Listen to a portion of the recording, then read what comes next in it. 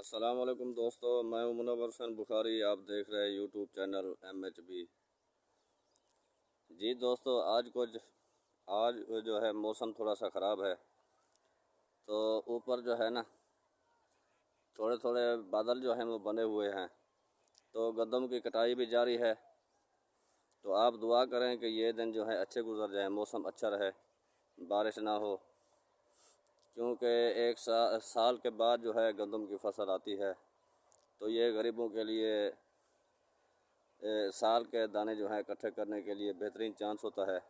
तो गरीब आदमी हो या ज़मींदार हो, तो उसके लिए ये फसल जो है बहुत अहमियत की हामिल होती है।